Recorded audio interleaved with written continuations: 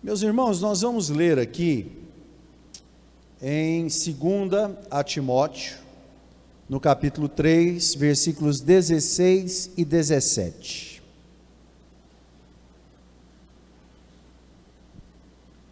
Segunda carta de Paulo a Timóteo, no capítulo 3, versículos 16 e 17.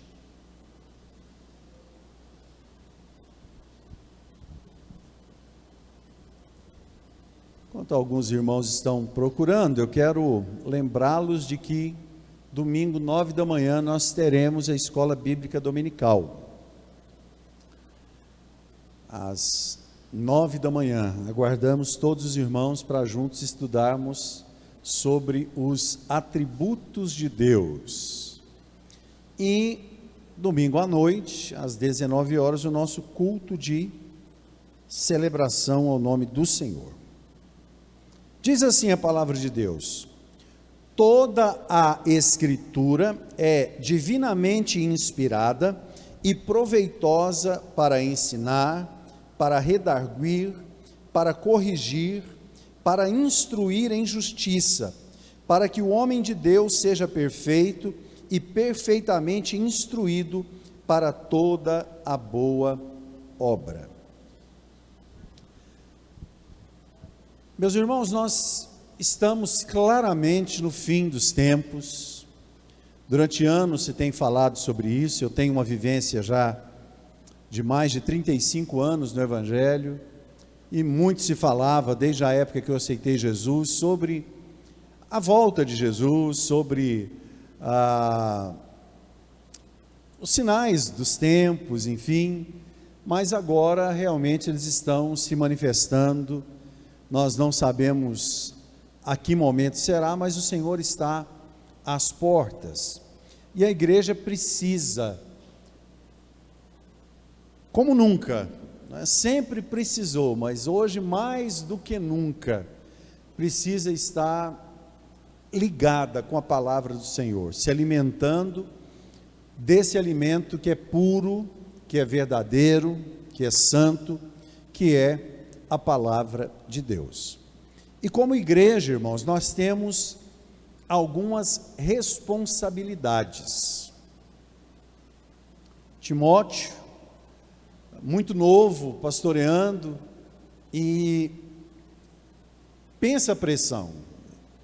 Eu já pastorei há alguns anos, já sofri muita pressão de gente mais velha que eu, estando na liderança da igreja junto comigo, uma coisa. Pensa Timóteo, né? E Paulo falou, não se deixe intimidar aí por pessoas, pelo fato de você ter uma idade, uma pouca idade. Você foi colocado por Deus no lugar onde você está. O que você tem que fazer? Seja exemplo para todos. Considere os mais velhos como pais, considere os da mesma idade como irmãos, os mais novos como filhos, e assim vai levando a sua vida dentro daquilo que Deus te colocou para ministrar. Às vezes é duro ministrar certas coisas que contém na palavra. Eu sempre deixo claro que a palavra não simplesmente passa por mim para eu entregar para você, mas que antes dela passar por mim, ela ministra a minha vida, o meu coração. Eu apenas compartilho, e muita coisa a gente filtra, né? A gente escolhe uma palavra, fala de um outro jeito, mas às vezes há uma dureza na forma que a Bíblia diz, porque há uma separação, irmãos. A gente precisa entender isso. Há uma separação entre profano e santo. Há uma separação entre pecado e santidade. Há uma separação. Não é uma linha tênue que divide o pecado. A Bíblia nos manda fugir da aparência do mal. Então não tem, será que é pecado? Será que não é? Quando a pessoa chega a fazer essa pergunta, ela já sabe a resposta. Então, o que Paulo está dizendo para Timóteo é que toda a Escritura, toda a artigo definido Escritura, toda a palavra de Deus, ela é divinamente inspirada e é apta para cumprir aquilo que ela tem como propósito. Redarguir, como é o tema aqui, coloca a nova versão transformadora aí que o nosso vice-pastor Célio ali gosta. Vamos ver como é que está o 16 e o 17 lá. Mas o que a gente precisa entender, irmãos, que a igreja não é um clube onde, embora eu como pastor da igreja deseje ver essa igreja lotada, para mim não interessa ela estar lotada de todo tipo de gente. Ela precisa estar lotada de pessoas que se converteram, que são imperfeitas, mas que estão deixando Jesus trabalhar na sua vida. Eu não vou adaptar aquilo que eu prego para favorecer a conduta de vida que vai contra a palavra de Deus. E o pastor que faz isso para encher a igreja, ele vai encabeçar a fileira do povo que vai para o inferno. Vai o pastor na igreja, e às vezes muitos não vão, porque muitos estão ali, talvez na simplicidade, sem saber, o cara está sendo enganado por um falso profeta, por um lobo, e o coração dele é puro, ele aceitou a graça de Jesus, talvez ele, não é? Mas Jesus um dia olhou para os fariseus e falou assim: ai de vós, escribas e fariseus, que percorre o mundo inteiro para fazer um prosélito, e depois o transforma em 2 vezes filhos do inferno. Jesus falando sobre pessoas que vão, prega para outra pessoa, e aquela pessoa aceita Jesus, não é? Segundo o que a pessoa está falando, mas ela leva aquela pessoa, ela lidera aquela pessoa para uma vida fora dos parâmetros que a palavra de Deus estabelece para nós. E aí? Ela está tornando aquela pessoa pior do que era. Então, na nova versão transformadora diz: toda a Escritura é inspirada por Deus e útil para nos ensinar o que é verdadeiro e para nos fazer perceber o que não está em ordem na nossa vida. Ela nos corrige quando erramos e nos ensina a fazer o que é certo. Deus a usa para preparar e capacitar seu povo para toda a boa obra. Então a igreja tem uma responsabilidade. Paulo escreve ao pastor de uma igreja, ao jovem pastor Timóteo, falando: Timóteo, a arma que você tem, o seu discurso é baseado na palavra de Deus. Nós não temos que adaptar a Bíblia à vida de ninguém. Os membros da igreja precisam adaptar a sua vida à Bíblia Sagrada. É simples assim. Eu não estou autorizado a fazer concessões. Eu não estou autorizado a dizer: isso é pecado, isso não é pecado, isso não... já está tudo, Deus já definiu tudo. Então o que a gente precisa fazer? A gente precisa humildemente, a começar do pastor da igreja, a começar da minha vida, não é?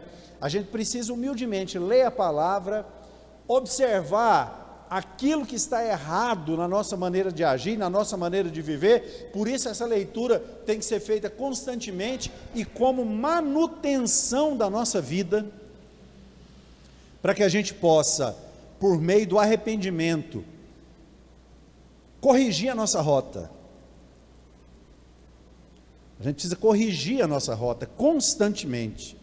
Isso é a conduta do cristão. A igreja, uma das missões da igreja, né, é dar testemunho, e ser-me-eis testemunhas.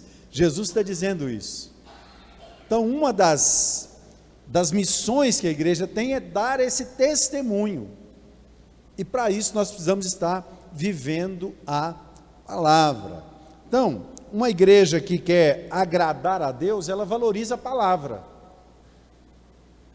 Ela não vai valorizar ideias, argumentos humanos. Não, mas não tá, não sei o que, Deus é bom, o diabo não é tão ruim. Não, não é assim. Existe o nosso pai e o inimigo das nossas almas. 2 personagens. Um estende a mão para nos dar a vida. O outro está à nossa volta para destruir a vida que o Senhor está nos dando. Então a gente tem que se voltar para a palavra do Senhor. Muitas pessoas ou muitas igrejas procuram agradar homens, satisfazendo desejos, aí eles percebem: quando eu prego sobre isso, vem mais gente para a igreja. Se eu aceito esse tipo de pessoa congregando aqui, a minha igreja lota. Então o que eu vou fazer? Eu abandono o que a palavra diz, entrego o que o povo quer. Ou seja, eu até publiquei outro dia na rede social minha, já tem muito tempo, eu falei sobre a síndrome de Arão. Qual que é a síndrome de Arão? Quem era a pessoa, vamos usar um termo que o pessoal usa aí, né? Quem era o cara? Era Moisés. Arão era o irmão de Moisés. Moisés subiu ao monte, 40 dias depois ele não voltou, e o povo falou assim: Arão, faz o seguinte, nós vamos recolher as joias que nós tiramos do Egito, que, diga-se de passagem, Deus fez com que o povo do Egito ficasse com temor e entregasse muita riqueza para a nação de Israel, para que o tabernáculo fosse construído mais adiante. Mas tudo bem, nós vamos pegar aquele ouro que veio de lá do Egito, vamos entregar na sua mão, aí você vai fazer para nós um bezerro de ouro, e você vai ser o nosso líder. Sei lá o que passou na cabeça de Arão. Quem sou eu para julgar Arão? Arão, homem de Deus, que pisou feio na bola nesse dia, né? Mas talvez ele pensou no ganho pessoal. A Bíblia fala sobre negar a si mesmo, né? Mas Arão, ao que tudo indica, pensou no ganho pessoal. Talvez ele pensou, não estou dizendo que ele pensou isso, irmãos. Talvez ele tenha pensado: bom, se meu irmão não volta, esse pessoal me descarta, logo estou esquecido aqui, e você é um Zé Ninguém. Eu tenho a oportunidade de ter uma posição social elevada, de ser um líder, vou agarrar com toda a minha força. Você não acha que tem muita igreja hoje que está estruturada nesse princípio? É claro que está, irmão. Libera tudo, abre a porta e enche de tudo lá. E aí? Por isso que nós falamos que existe igreja visível e igreja invisível. Qual é a igreja visível?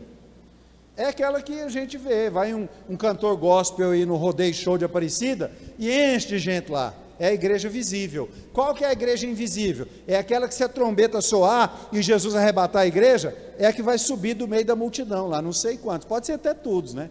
Mas pode ser que não. Essa é a igreja invisível. É a igreja que aos olhos humanos a gente não vê, mas que Deus olha e fala lá: aquele lá é meu filho, aquele lá me serve, aquele lá me ama, aquele lá ama minha casa, aquele lá procura obedecer a minha palavra. Essa é a igreja invisível. Então nós, como igreja, nós temos essa responsabilidade de primar pela palavra genuína. Nós não podemos dar um jeitinho, falar: não, a palavra diz isso, diz, a palavra diz aquilo, diz. Então, entre o que eu penso e o que a palavra diz, eu fico com o que a palavra diz. É simples. O crente que titubear, né? Vai ficar feio, titubeia, é isso mesmo? É isso? Cadê os professores de português? Mas vai assim mesmo, que é titubear, né, o verbo. O crente que titubeia entre esses dois pensamentos aí, né? Mas e aí, será que eu fico com a Bíblia, ou será que... Não, precisa rever essa questão da vida espiritual, porque tem alguma coisa errada. Não tem o que questionar, é a palavra de Deus e ponto final. Segundo lugar, a palavra de Deus, irmãos, ela é a base da comunhão com o próprio Deus. Não há como ter comunhão com Deus sem ter comunhão com a sua palavra. O que tem de gente falando: não, eu creio em Deus, Deus é um só, não sei o quê, mas se ele não está em comunhão com a palavra de Deus, e a revelação da palavra de Deus que nós temos é a Bíblia Sagrada. Todos os escritos alheios à Bíblia Sagrada foram escritos por homens, sem a inspiração que nós citamos ao ler ali a carta de Paulo a Timóteo. Porque senão alguém pode dizer: mas a Bíblia também foi escrita por homens. Sim, mas foi inspirada pelo Espírito Santo de Deus. Não é um homem que sentou debaixo de uma árvore e falou: vi um anjo que falou para mim escrever não sei o quê. Não, isso é outra história. Então a gente precisa ter essa consciência. A palavra de Deus é a base de comunhão, não é, da igreja com o próprio Deus. Qualquer pessoa que de alguma forma adultera a palavra, ele está desonrando o Deus que a liberou sobre a nossa vida. A palavra de Deus é algo imutável. Vamos ler João 8, 31 e 32. Pode pôr na Nova Versão Transformadora mesmo, Sara? Eu leio aqui, depois releio lá.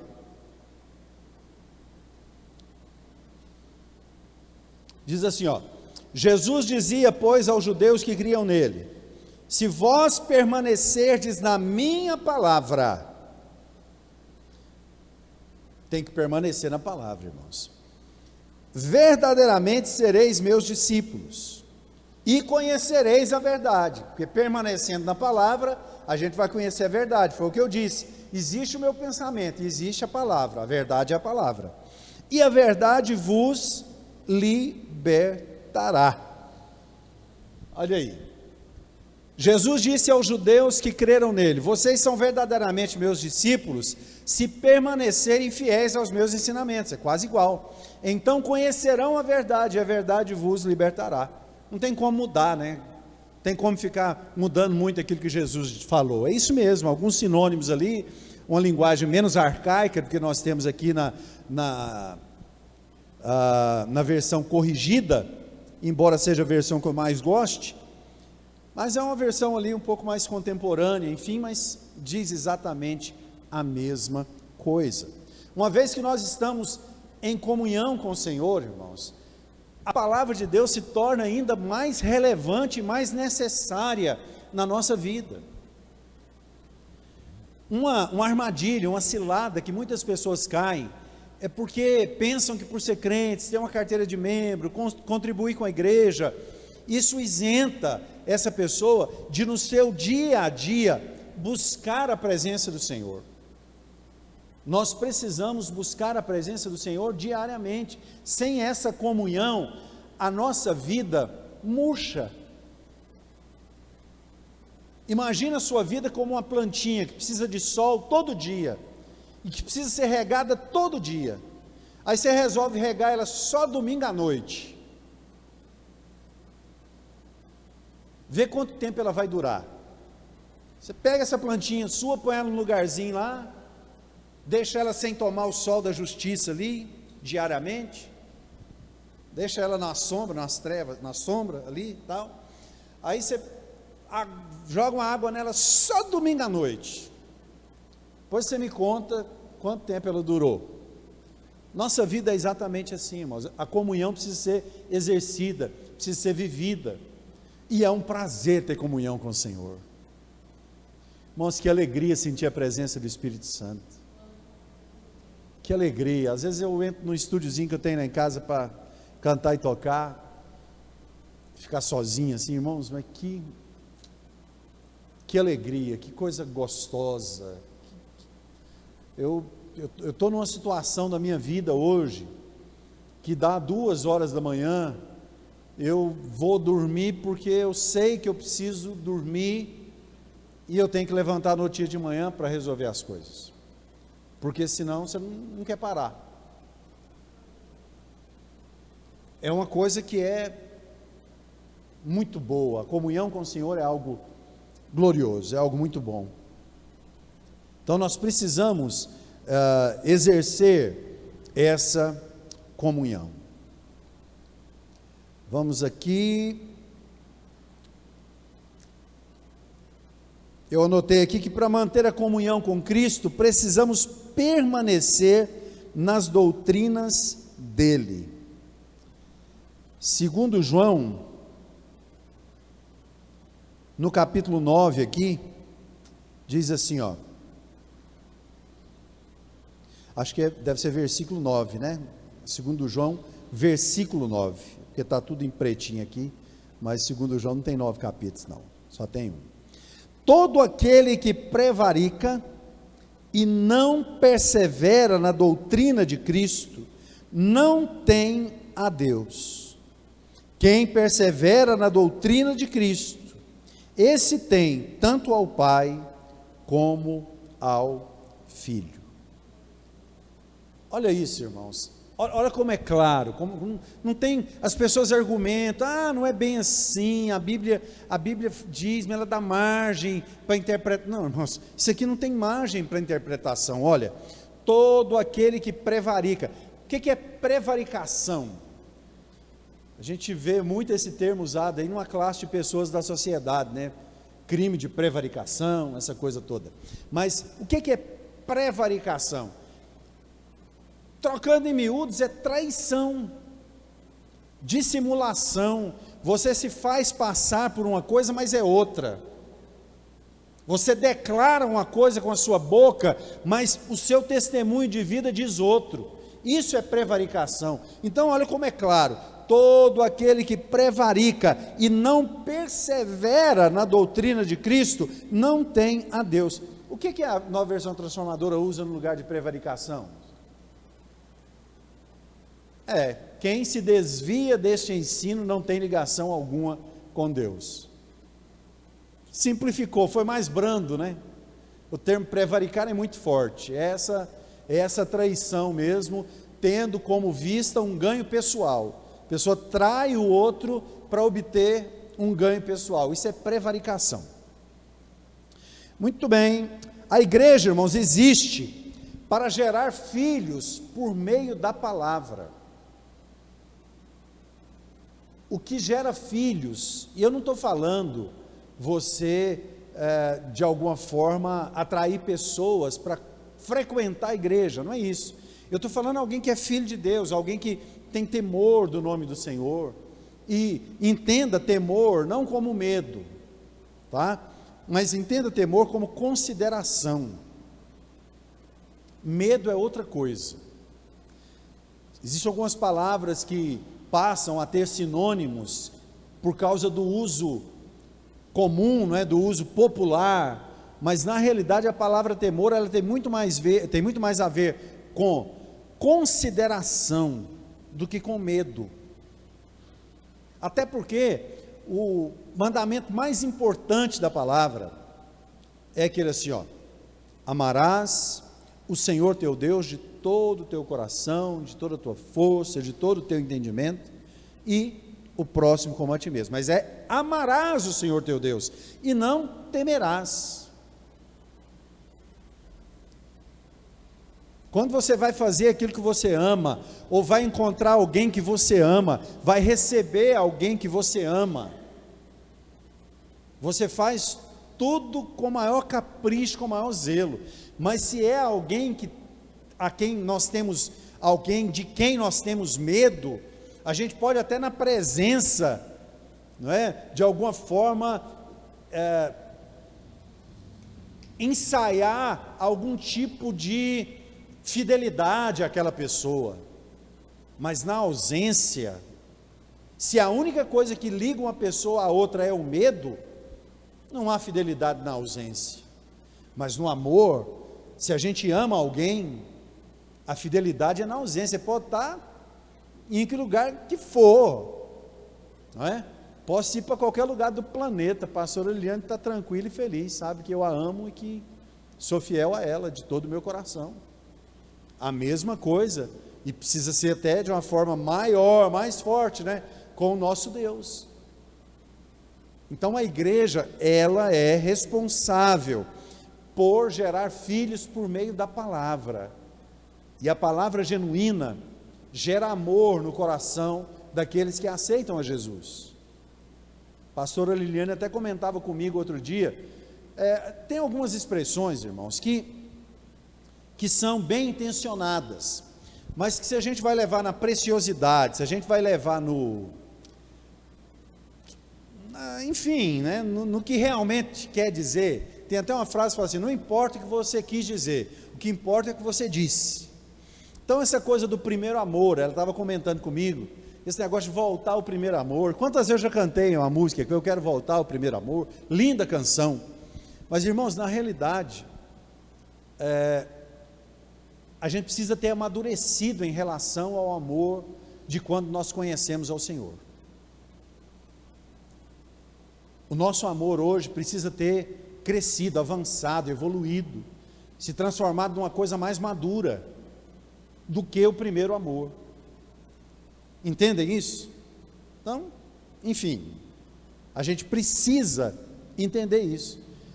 Claro, Deus depõe contra uma igreja, uma das 7 igrejas da Ásia, né? Tem contra ti que tens abandonado o primeiro amor. O primeiro amor existe, mas nós não podemos simplesmente nos contentar em voltar ao primeiro amor. Nós precisamos hoje estar mais solidificados, mais maduros, mais fortalecidos, mais conhecedores de Deus, mais íntimos do Senhor. É isso que a gente precisa ser e estar, e a igreja precisa promover isso. A igreja precisa promover isso. Vamos ler em 1 Timóteo 3, 14 e 15. 1 Timóteo 3, 14 e 15.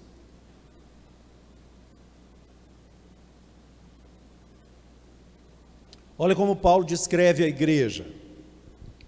Escrevo-te essas coisas esperando ir ver-te bem depressa, mas se tardar, para que saibas como convém andar na casa de Deus, que é a igreja do Deus vivo, e a coluna e a firmeza da verdade.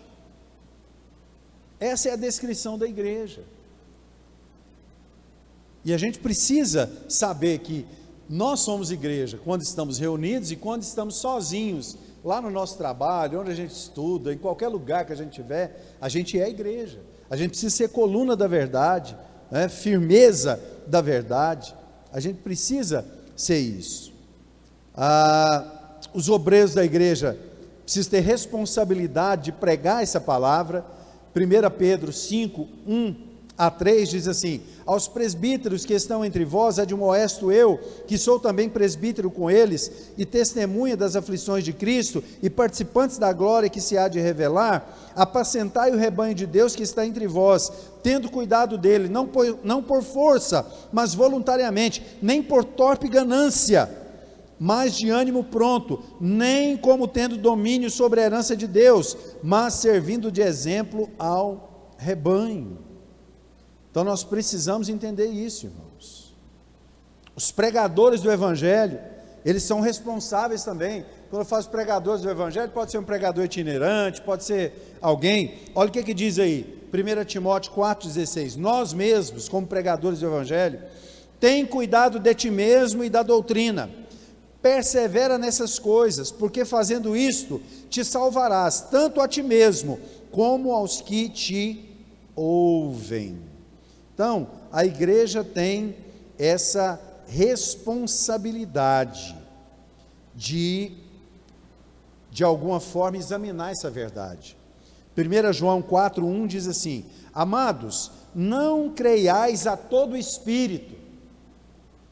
Irmãos, o que tem de gente falando na internet, na televisão, e a gente escuta os crentes falar: mas eu ouvi na televisão, eu vi na internet, o pastor falou isso, falou aquilo. Irmão, pode ter falado da carne, pode ter falado até do diabo, se não coincidir com a palavra de Deus, não foi Deus que falou. Não tem nada novo sendo criado aí.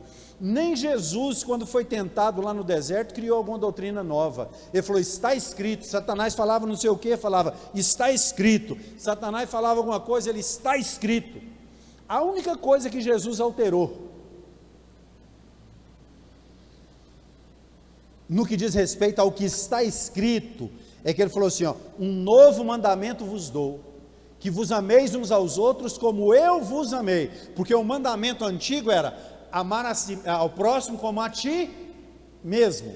Jesus falou: um novo mandamento vos dou. Aí Jesus alterou a escritura, porque ele falou assim: amai-vos uns aos outros como eu vos amei. Ou seja, Jesus passa a ser a nossa referência de amor.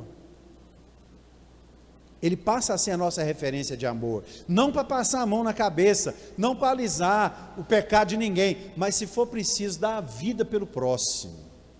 Esse é o amor que Jesus coloca para nós. Então, não creiais a todo espírito, mas provai se os espíritos são de Deus. Como é que nós vamos provar se um espírito é de Deus, irmãos? Se ele estiver conforme a palavra de Deus. Por isso que a gente precisa vir na escola dominical, no culto de quarta, no culto de domingo, para aprender a palavra. Porque se a gente escuta uma coisa e fala: opa, aquilo que o pastor está falando lá, aquilo que a pessoa está falando, não está na Bíblia. Irmão, não precisa ter medo do nome pastor, não. Se um cara usa o nome de pastor, do que seja o que for, e fala uma coisa que não é bíblica, é falso profeta. Pronto, é simples assim. Como reconhecer a verdade? Não é? Muita gente tem aquela mesma dúvida que Pilatos teve ali ao ver Jesus. O que é a verdade? Estava olhando para a verdade, né? O que é a verdade? Pilatos sabia, a mulher dele já tinha sido avisada em sonho. Ele sabia quem era Jesus. Mas mais um líder querendo ganhar popularidade, falou: lava as minhas mãos, faz o que vocês quiserem aí, escolham vocês. Ele sabia quem era, mas lavou as mãos na hora de tomar a decisão. João 18:38 fala essa fala de Pilatos aí, não é?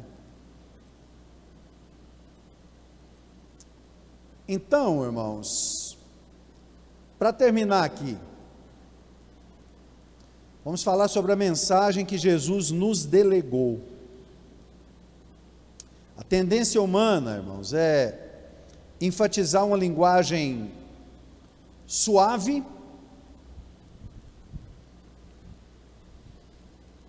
dar respostas evasivas, tentar ficar bem com todo mundo, para ver se é aquilo que o pessoal fala aí, caráter versus carisma. Tem muita gente que não tem caráter, mas é carismática, e é um líder de mão cheia, porque é carismático. Tem caráter? Não, mas tem carisma. Aí pergunta: o povo importa? Devia importar, irmãos, mas realmente você vai ver que tem muita gente seguindo muitas pessoas carismáticas que não tem caráter algum. O que Jesus nos diz? Vamos ler Efésios, aliás, né? O que Paulo nos diz aqui? O que a palavra de Deus nos diz? Efésios 4, 15 e 16. Antes, seguindo a verdade em amor, cresçamos em tudo naquele que é a cabeça, Cristo, do qual todo o corpo, bem ajustado e ligado pelo auxílio de todas as juntas, segundo a justa operação de cada parte, faz o aumento do corpo para a sua edificação em amor. Então a Bíblia é a única chancela, é a única maneira de se verificar aquilo que está sendo dito. A internet, o rádio, a televisão, não é? O rádio mais antigo, a televisão veio depois, o pessoal pensou que a televisão ia acabar com o rádio, não acabou. A internet veio, pensou que a internet ia acabar com a televisão ainda está resistindo, até o rádio ainda resiste. Mas uma coisa é certa, muitas pessoas ganharam voz. E eu preciso terminar isso aqui, deixando uma palavra de reflexão para você. Uma das coisas que nós identificamos como sendo a palavra de Deus, é que embora a palavra de Deus seja mais doce do que o mel, em algumas situações de decisão na nossa vida, é mais fácil ouvir um caminho alternativo do que ouvir a vontade de Deus, porque às vezes a vontade de Deus vai contra a nossa vontade. É por isso que nós precisamos estar em comunhão com o Pai. É por isso que a gente precisa estar no nível de comunhão que o Jesus homem estava lá no Getsêmani. Não se enganem, o Jesus que suou gota de sangue lá no Getsêmani é o Jesus homem, prestes a enfrentar a cruz. Fala: Pai, se possível for, passa de mim esse cálice sem que eu o beba. Todavia, não seja feita a minha, mas a tua vontade. Assim como nós lutamos, irmãos, para a manutenção da nossa vida humana, tem que trabalhar duro, tem que estudar muito para conquistar alguma coisa que deseja, como concurso, alguma coisa assim. Há um preço a se pagar. há um preço a se pagar pela santificação, pela salvação não, a graça já providenciou, né? O próprio nome diz, é de graça, mas a santificação, a comunhão com Deus tem um preço de renúncia, um preço de resignação, e a gente só vai conseguir alcançar esse preço na nossa vida, uma vez que nós estivermos em comunhão com o nosso Pai, e tendo guardado a palavra de Deus dentro do nosso coração.